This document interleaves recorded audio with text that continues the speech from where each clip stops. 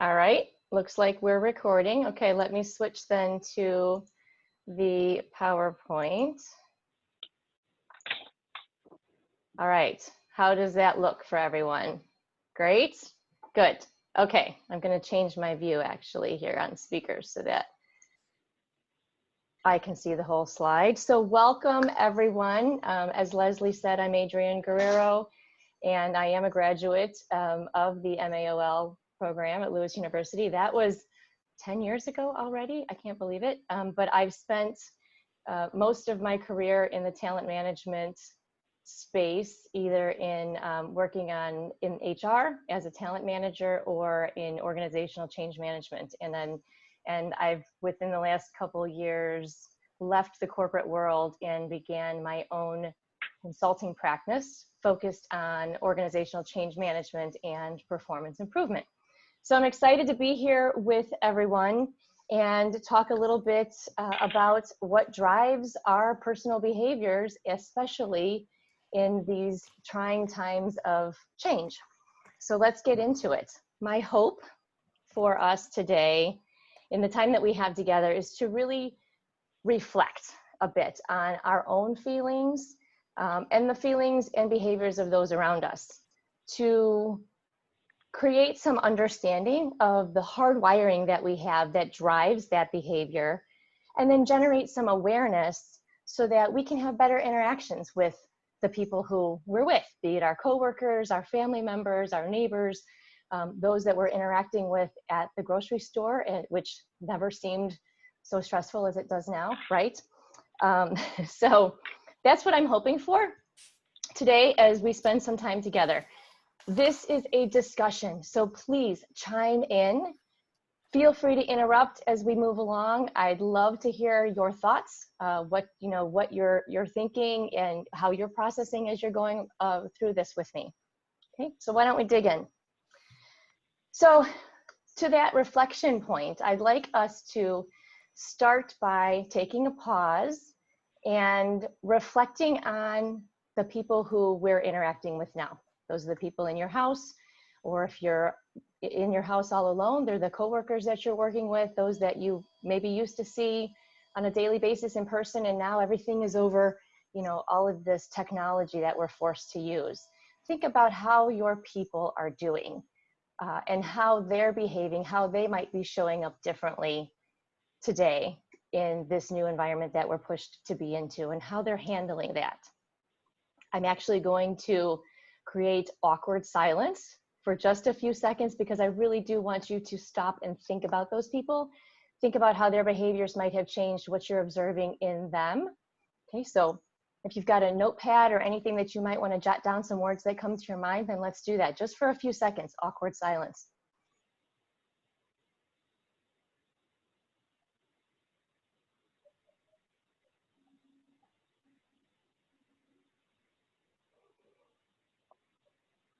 Okay, might not have been enough. I'd encourage you to go back and do some of that exercise on others, and so that you can really think about those people around you. So now let's turn that reflection to ourselves, turn it inward, and think about, how are you doing? What feelings are you experiencing recently? How do you see yourself showing up differently with your coworkers, family, and friends? And has that been comfortable for you? Or what parts of it have been uncomfortable for you? And think of those situations that you're in both of those cases where it's comfortable and uncomfortable.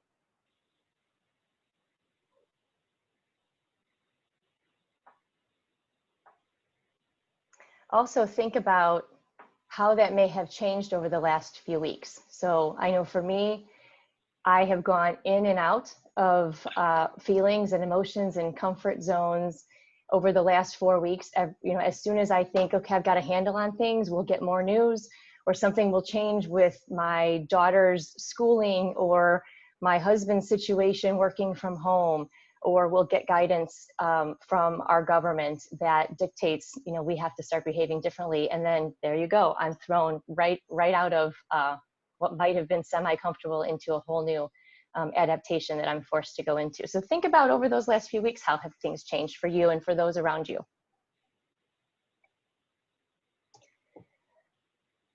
Okay, so with that in mind, some reflection on why do people behave the way that they do. And I encourage you, if you're willing to come off mute or turn your video on, to share some of your thoughts as you've thought about those people around you and why and how they're behaving and showing up. Why are we showing up and behaving the way that we are right now, or how that's different? Any thoughts? Or feel free to put that in the chat, although Leslie, I'll ask you to monitor that for us. Yep, absolutely. So Diane raises a great point about uncertainty, right? People are behaving differently, feeling uncertain, probably in our work patterns and in our home life patterns. Absolutely. From day to day, we aren't sure what that day will bring for us, right? Good. Yes. What else? Hi, I'll go. I think it's the ambiguity that really frightens people, not beyond the uncertainty, just that they're feeling a sense of loss of their own control of their personal environment, their work environment, their social environment. You know, it's one thing to lose control in one of those areas, but then to all of a sudden have lost that control in all of the areas of your life.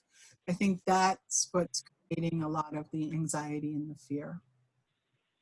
Yeah, and that's great. And it's emotions all around, right? You know, it's the uncertainty, the fear, the anxiety. It's those emotions that are driving a lot of our behavior right now. Yep, great. Any other thoughts?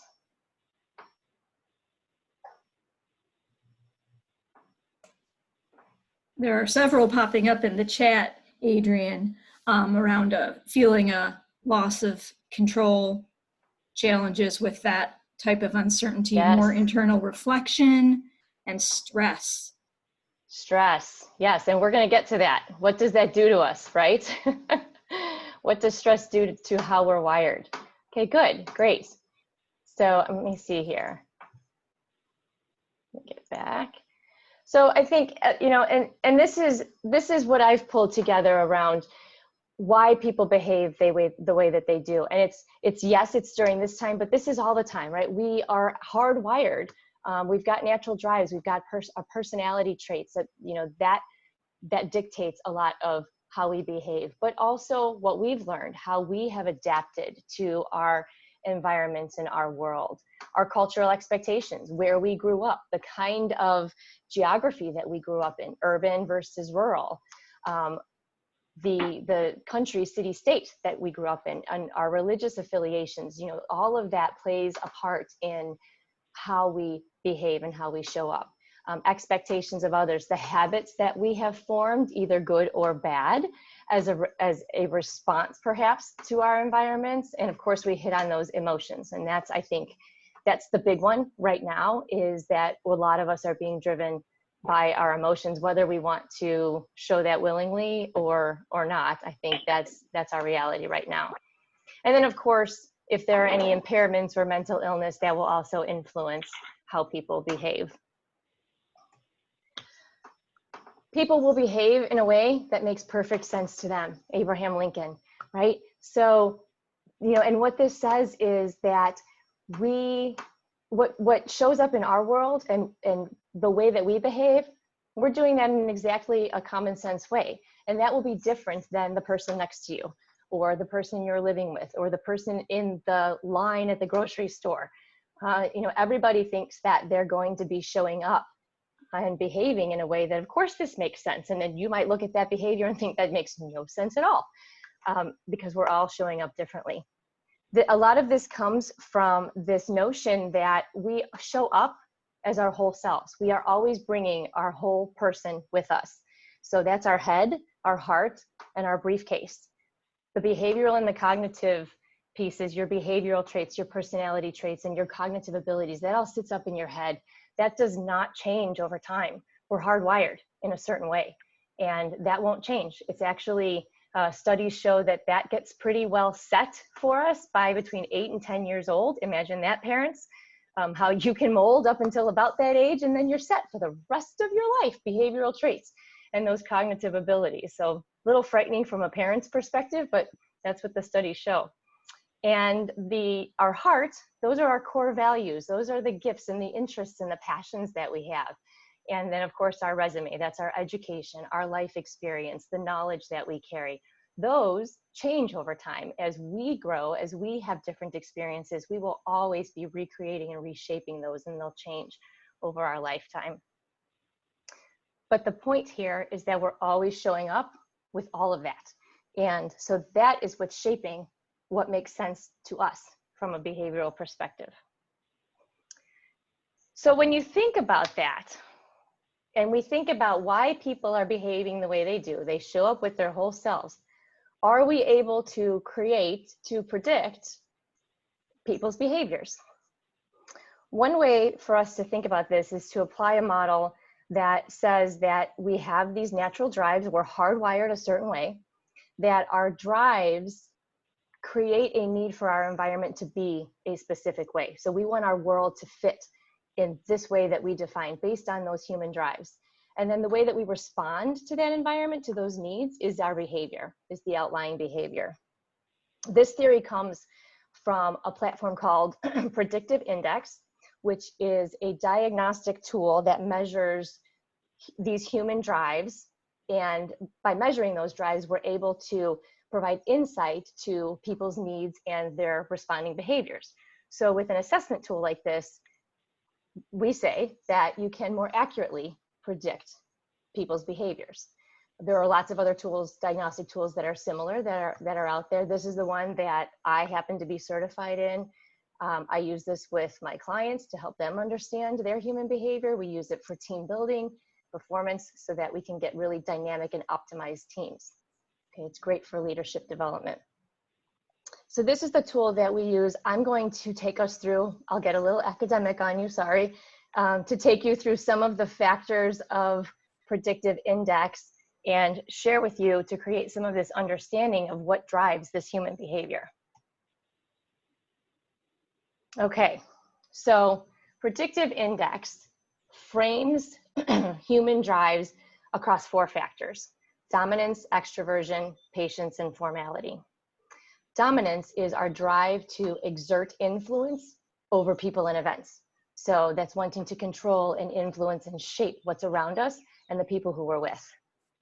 Extroversion, and this is the easiest one to understand, is the drive for social interaction with people. Patience, or what I like to call pace, is the drive for consistency or stability. And formality is the drive to conform to rules and structure. So expanding on that and pulling it together between drives, needs, and behaviors. Remember, everybody has a natural drive. Those drives create a needed environment. We respond by behavior.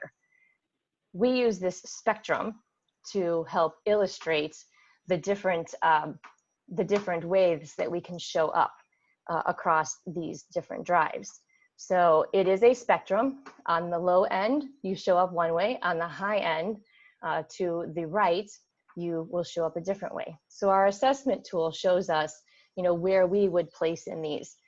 As you're thinking about this and we're going through this, think about those when we started, think about those behaviors that you observed of yourself and of those people around you, and see if you can relate either yourself or someone else as we're going through and explaining these. So for dominance, right, it's that need to influence people and events. On the far right of this, if you place lean towards the right, it is a need for control. So this is going to show up in your behaviors as being very composed, direct communication style, very determined in your nature. On the left side of that, it is a need for harmony. So you will show up to be more collaborative. You'll be the person that wants to get everyone's opinion in that meeting and make sure that everybody's had a voice. You'll be very agreeable and very supportive in nature. For extroversion, far right, the need for social interaction. This is being very influential, showing up very talkative, very expressive, using lots of this. So you can guess where I lean on this B factor. On the left side of it is the need for privacy. So this shows up being more reserved, introspective, thoughtful, needing time to think through things before making decisions. Moving down to patience or pace, on the far end, this is a need for stability. So it shows up being steady, calm, unhurried, peaceful, habitual. You've got the daily routine and you follow that routine. On the left side of it is to the very far left. If you place to the very far left, that would show up as you might be perceived to be very impatient. You're a mover and a shaker. You're the one that moves faster than most. You are prompt. You might be restless. You want to get moving and get going and take action. Okay? And the last one, formality. This is that need for precision. So it shows up looking on the far right, looking like very structured, very thorough in what you do. These are the folks that will follow a recipe to a T because the rules are there and they're meant to be followed. To the far left of this is showing up where you really have a need for flexibility. So you want to be spontaneous, you're more casual, carefree, you're good at improvising. Okay. So let me pause there because this is a little bit of a hefty slide, I think. Is this making sense? Can you picture people or yourself in certain places on this graph?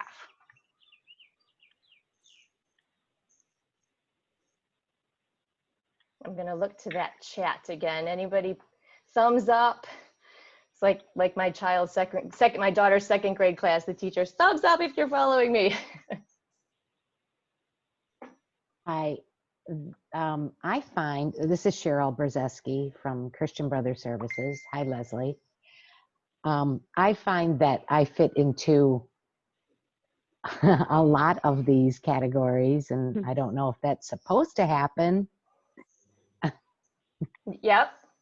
Well, and so that's very interesting because so the midpoint is where you can show up. So if we were to take your assessment, and you may line up kind of at that midpoint, at that middle section there, which indicates the closer you are to that midpoint, the more you're able to flex either side of that. So we say that your behavior can be more situational. It's a little bit easier for you to adapt one way or another based on what is needed for that particular situation. So that could be. It could also be that you do have an awareness of your drives and that you're adapting pretty well to your environment, and you're flexing. But what I like to share with clients is when you're thinking about this for yourself, when you're on vacation, how do you show up? When you are your most comfortable self and you just feel very at peace, like, yeah, perfect day. What does that day look like? Is it very structured? Do you get up at exactly the same time and you do exactly the same things? You brush your teeth first or whatever it is, whatever your routine is. Or do you kind of go maybe more back and forth? And today I'll do this and tomorrow I'll do that. Do you have a strict itinerary for your vacation, or do you just more go with the flow? So it's I think hopefully we are creating, when we're on vacation, the perfect world for ourselves. And so maybe that's the best way to think of it without having the benefit of having gone through the assessment.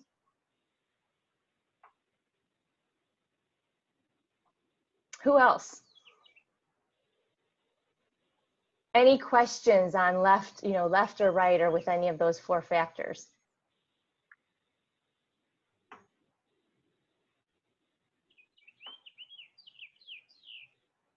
Thumbs Adrian, up. I'm not sure. Oh, I was just going to say there's a few things popping up in the chat. I don't know if you're able to see them or if it's helpful for me to read them. Let's see here.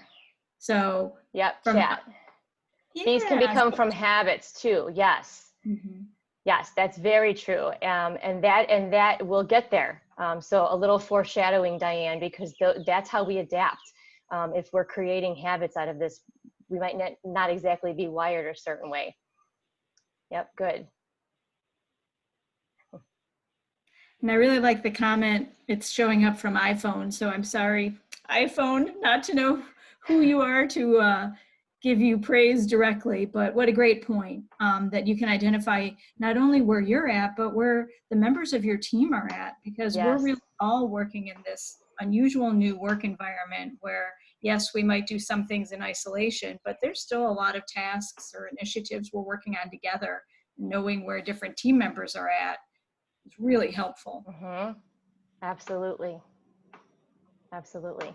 And that's the whole point of this, is creating some of this framework and definition for, at least if we can't have the benefit of the assessments to really understand how someone is hardwired, because that might be different than how they're showing up, right? But just at least to have a framework, so as we're observing others, we can maybe get close to predicting what kinds of needs they have and how they're feeling. Okay, good. So I'll move on, and let me close this chat here again. Let's move on. So this is an example of a pattern, and what the point here is, what comes naturally is most comfortable. So I mentioned that, like when you're on vacation, if you're able to create your perfect world while you're on vacation, it would line up to how you're hardwired to behave, what those drives are telling you. This particular pattern is mine. And so what this demonstrates is that I have an intense drive for social interaction, and I like the opportunity to influence, and I like to be in a world that is familiar and somewhat predictable. But because I like that flexibility, I also like the option to change my mind and to be unstructured in my schedule.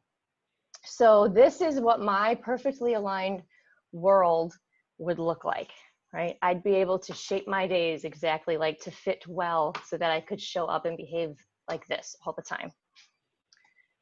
But we can't always have a perfectly aligned world, right? Like, think about now. I don't know that any one of us is in a perfectly aligned world with our natural drives.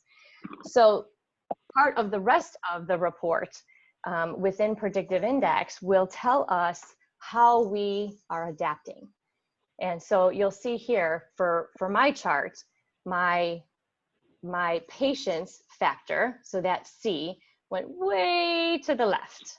Okay, and so what that indicates is that I was feeling a need to show up and move a lot quicker than I'm naturally comfortable doing, and then also to take more control.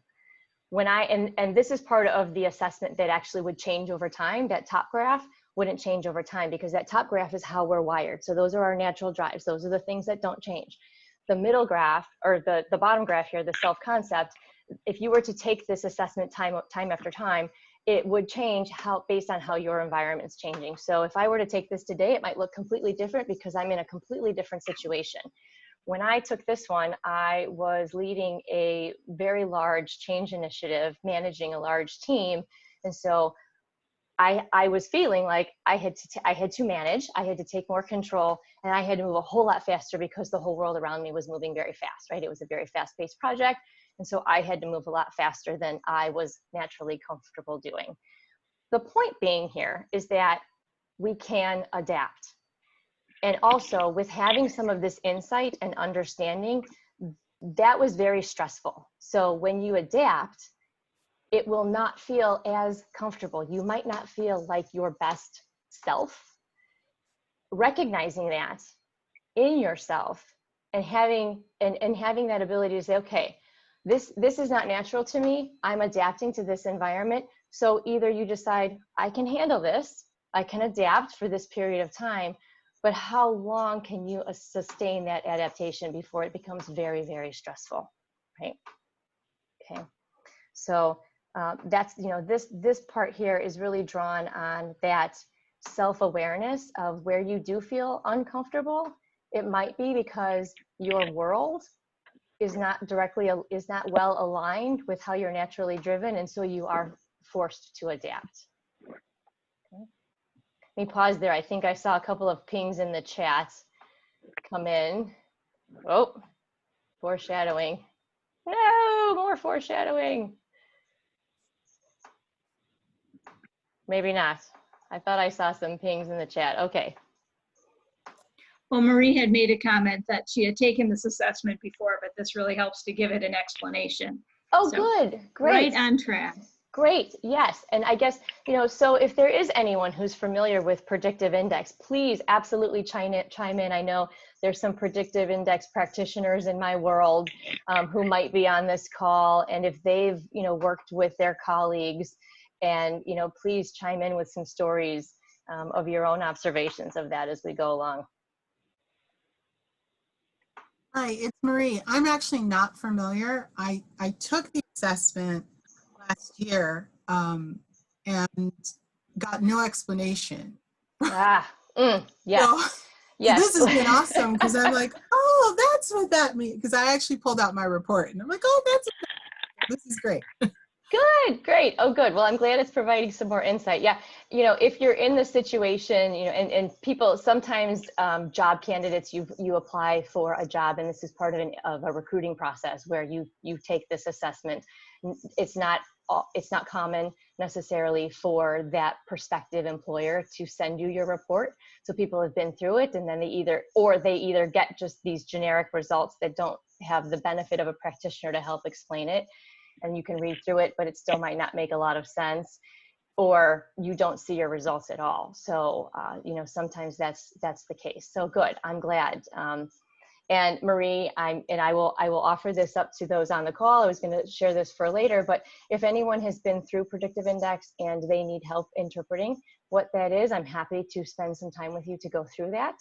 If you're interested in learning more about your own behaviors in this way with this diagnostic tool, my colleagues and I are happy to provide the assessment to you and spend a little bit of time with you going through it. So that's something that we are giving back during this time of need, and we're happy to do that for you. So we can get you in contact with all the right connections as we close up. Okay.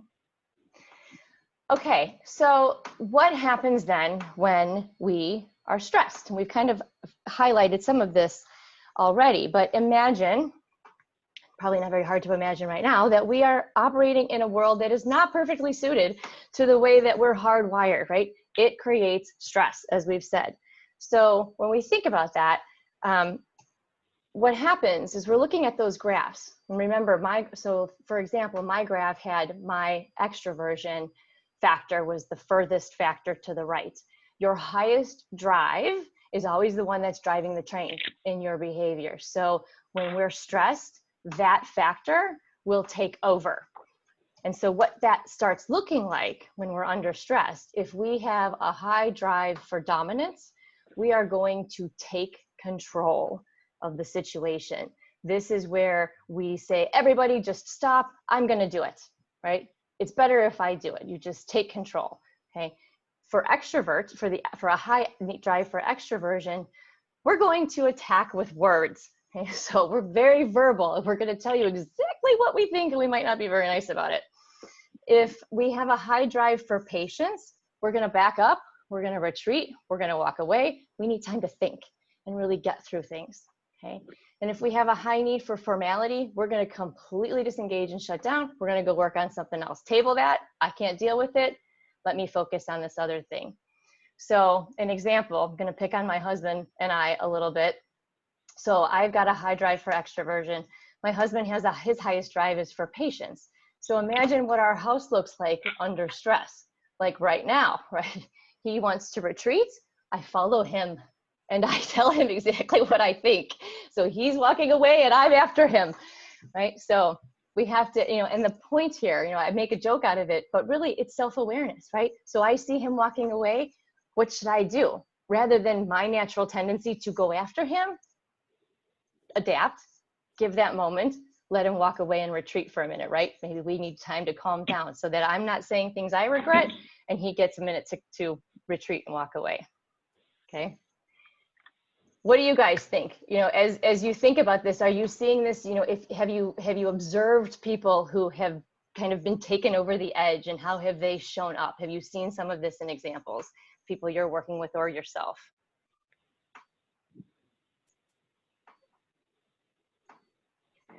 Hi, Adrian. This is Taylor Harlan from Johnsonville Sausage. Yes. Hi, We've Taylor. used PI. Hey, and we've used PI for probably the last 10 years. And, you know, it is really interesting when we get to these stress points. I mean, for me, I'm a 3 Sigma high A.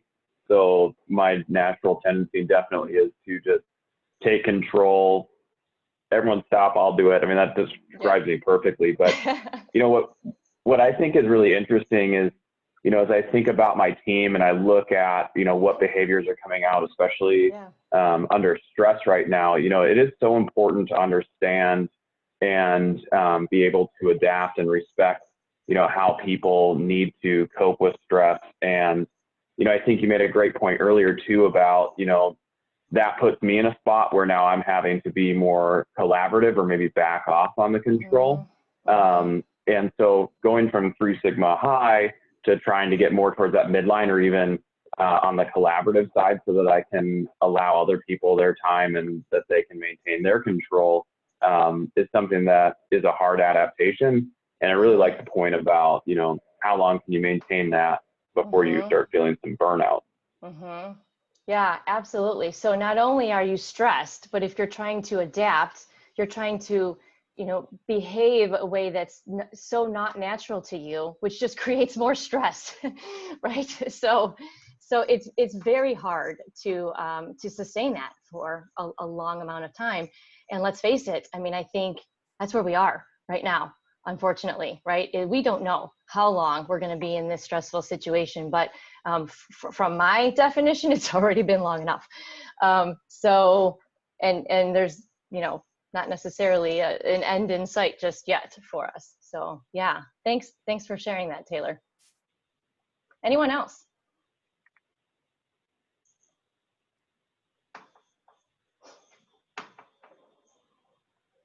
Sounds like someone's house, it says, but the opposite. Okay, Marie. Yep. Yep. It does tie to emotional intelligence. Absolutely. And it's so important. Emotional, you know, it's that self-awareness and emotional intelligence, really understanding why we're showing up the way we are, right? And what we can do about it. Yep. Okay.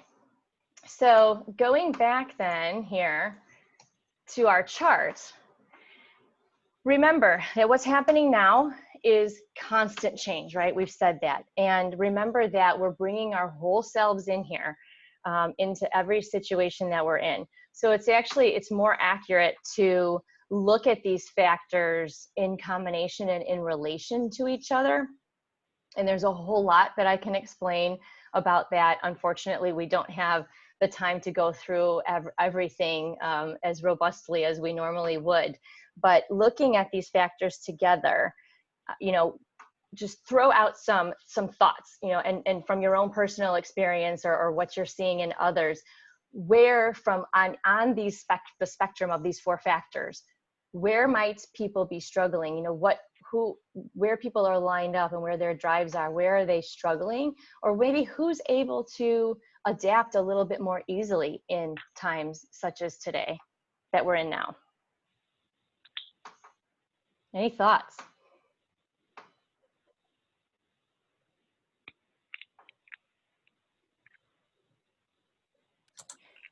Hi, it's Marie again.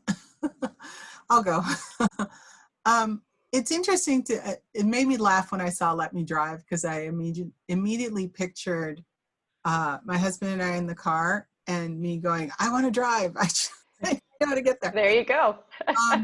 But, you know, in all seriousness, I think that if you're closer to the side of a collaboration and harmony, this time is it's still stressful for everybody, but I can see how it can be less stressful because you're not trying to control the situation.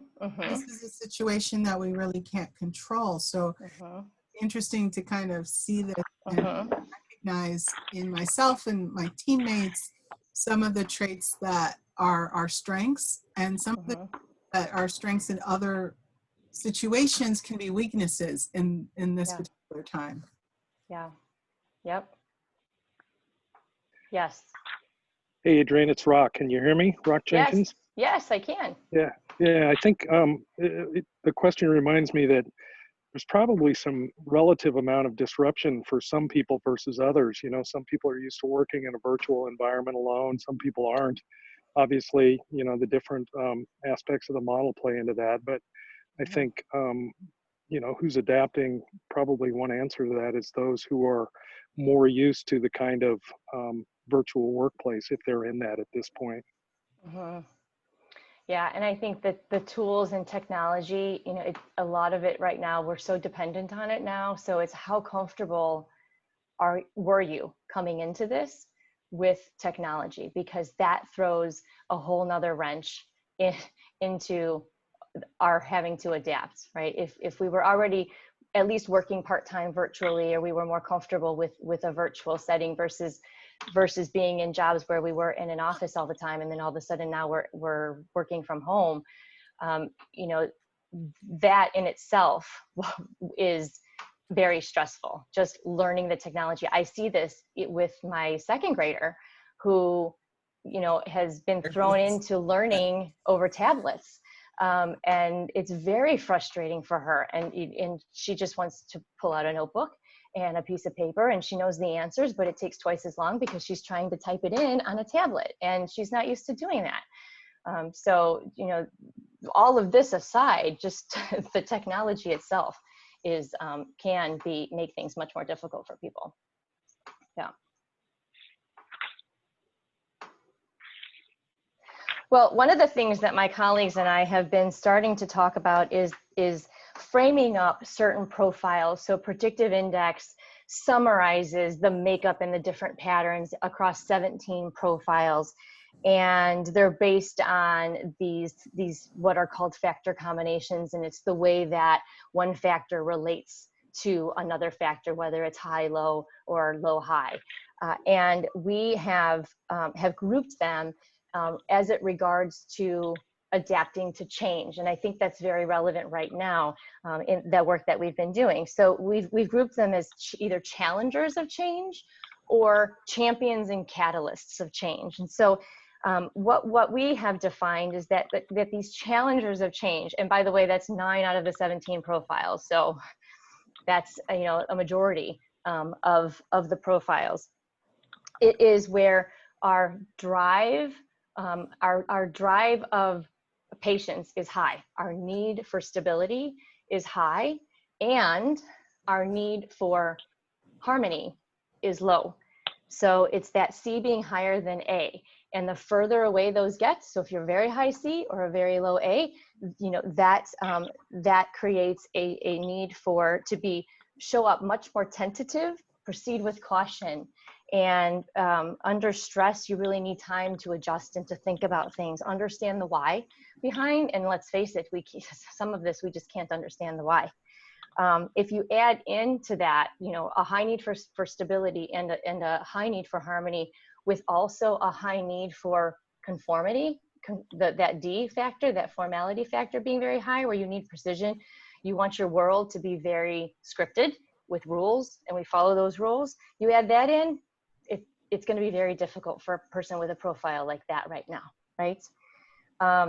It also means that when you know, a profile like that also is indicative of being very cautious with risk. So you're not quick to take chances and jump into things and easily just kind of go with the flow and flex. Conversely, our champions and our catalysts for change are much more comfortable with risk. So this would look like a lower D. So you've got more of that drive for flexibility and a higher dominance factor. So you've got still you have that need for control or for that influence over people, but with the drive for flexibility. That tends to tell us that those are the people who are more willing to take chances. They kind of thrive under pressure. They're comfortable with risk. So they're going to help us to kind of get going and okay, let's understand, let's carry our others who are having a harder time, help to carry them through, see the silver lining. You know, it's more of those kinds of behaviors that show up. But here's what I'll tell you. I am, according to my profile, I'm a champion. And this has not been easy. right? So really, I think what it comes down to is that we're all struggling. It's just that our struggle might be for different reasons, and it might look differently, and we're going to show up differently, and we're going to adapt differently, right? Any comments or observations in yourself or in others that you would like to share? Hey, Adrian, this is Leslie. I added this into the chat a little bit earlier, but I agree 100%. I was going to say, I think everybody is struggling. It might not look the same or be the same or be for the same reasons, but this is certainly very unsettling for most everybody. So we're sometimes in a house that's very crowded with people we're not used to working with. We're sometimes in a house that's very empty. We're also very remote from our colleagues. So some people have mentioned, you know, whether they're introverted or extroverted and how that has impacted. And I think that that's true. I'm naturally myself very introverted, and I'm feeling sometimes really close, really close, let's say crowded with family that's now at home, when I normally am very good about working at home, often do work remotely, but I have the house to myself. So it's like I can't go into any room and just have 5 minutes to myself. There's always somebody else there. So everybody's got their own story, but it is impacting everybody. Yes, yes, I agree. That's exactly right. I think so too. Anyone else like to share?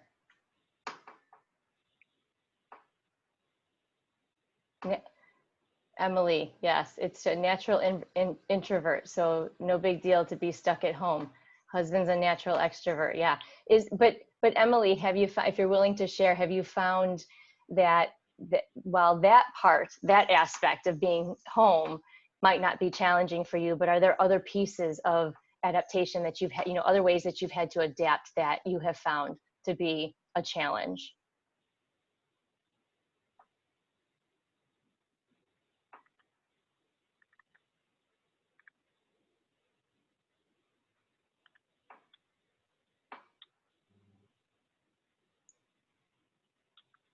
Structure. Yep. Right.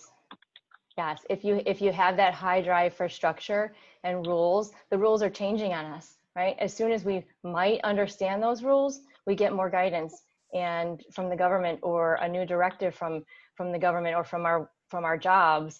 And now we need to take time to understand that again and get comfortable with that again, right? And I think that's very true. Every time we might feel like we've got this figured out, something's going to change again on us, and that's going to continue to happen. So I think, you know, what we need to consider is, how can we help? How can we help ourselves, and how can we help the people around us? I'll throw that back to all of you.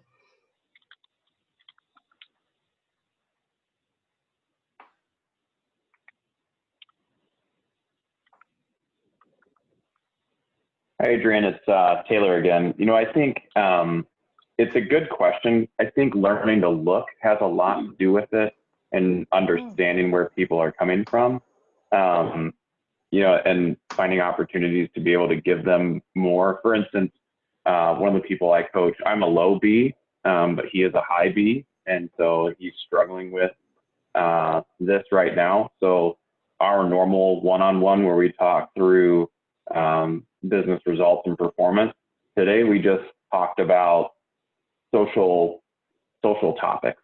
And, you know, knowing that that's what he needs, I think is one way that I'm supporting him. And, you know, he expressed how much he appreciated just having the conversation.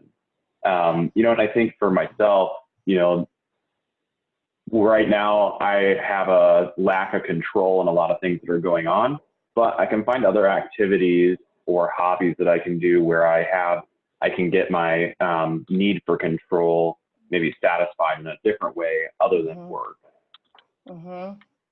I love that. That's a really great perspective, Taylor. Thank you for sharing that. And I think that's important, is if we find ourselves kind of feeling unraveled in one part of our lives, is there something we can do for within another part of our lives, or some other activity that will help us to to meet that need. And a lot of this, comes back to self-awareness. You're on the airplane. We aren't on airplanes right now, but when we were on airplanes, what do they tell us in the safety instructions? Put your own mask on first, right? And it's so important. I cover this a lot when we do change management talks, because it's so important to, back to that emotional intelligence, understand what your needs are and what is driving your behavior, how you're adapting and where that's uncomfortable, and what do you need? Because once you take care of yourself, you're in a better place to help take care of the others around you, right? Yep. Someone in the chat contributed, be patient.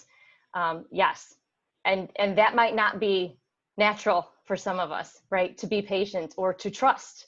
And so we have to find ways where we can create some of that patience and that understanding. And I think it's being patient with others, right?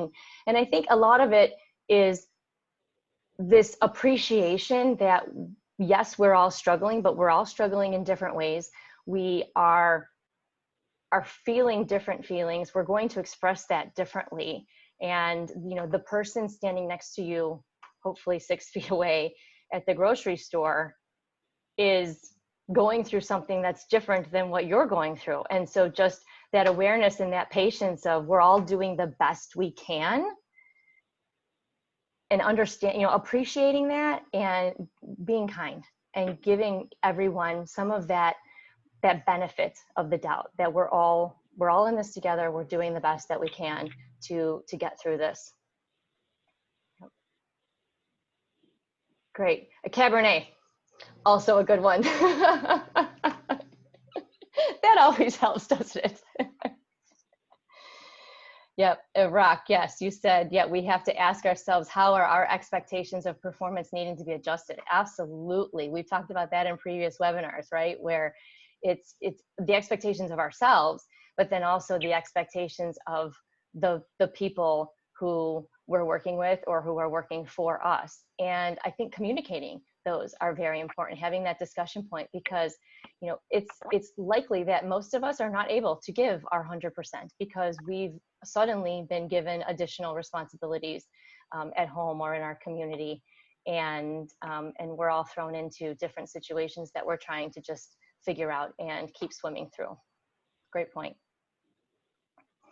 And so that, that kind of takes me to my last slide, which is, remember that that we do have those natural drives, that we are hardwired to want our world to be a certain way, and that shows up in our behaviors.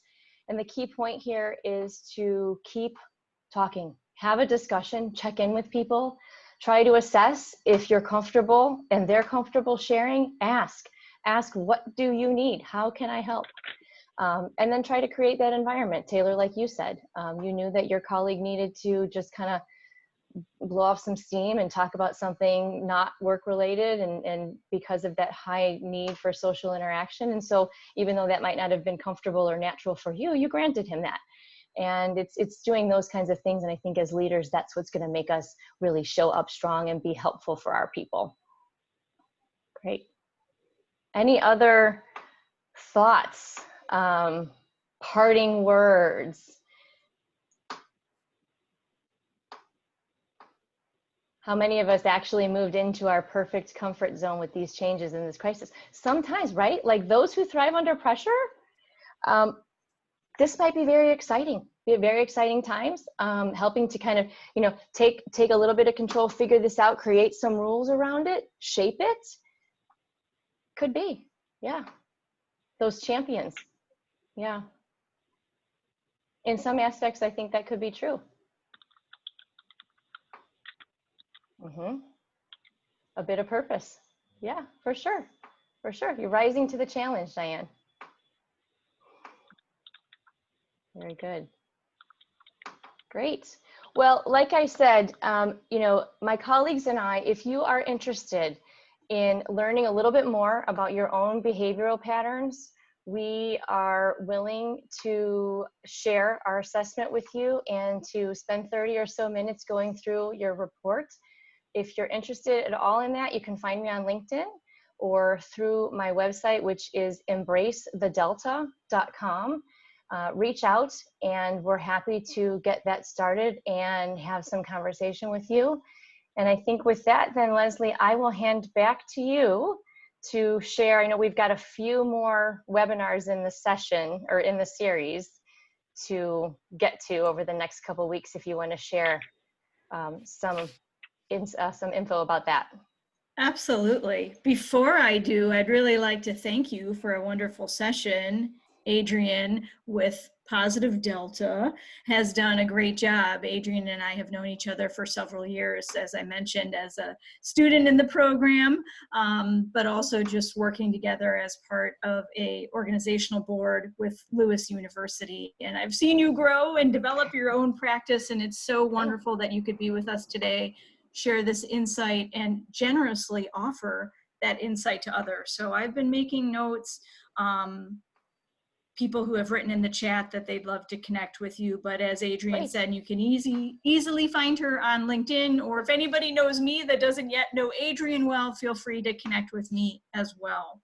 But this is one of several webinars we've been putting on, so it's been really exciting to see so many familiar faces that are joining us each session. It's so important for us to stay connected, hence the name of our webinar series. And as Adrian mentioned, we do have a few coming up, so I'm gonna quickly jump to another screen here and remind myself what we've got going on, because beginning next week, we have a few more. So we're gonna be talking about leadership styles and building community, and that's with Mike Cherry on Tuesday the 14th. Leading a remote and virtual team with our very own Marie Pollock, who's on this call. So Marie, can't wait for you to have the stage there. That's Thursday the 16th. And then we end with our last webinar on April 20th, where one of our wonderful adjuncts, Jerry Bowie, is going to talk about how kindness and love help leaders along the way throughout this process. So I'm just so grateful, Adrian, to you as a presenter and this webinar series, and thanks to everybody who took time to join us today. I know how busy our work days are, and it's just really wonderful that you've been able to be here with us. So thank you all. Yes, thank you. Be safe. And kind to each other. Kind to each other, as Ellen DeGeneres says, right? I love that. She ends her shows with that, even before it became so necessary now to say it, but really be good to yourself and be good to others. That's so true. But thank you all so much for being with us today. Thank you. Take care, everyone.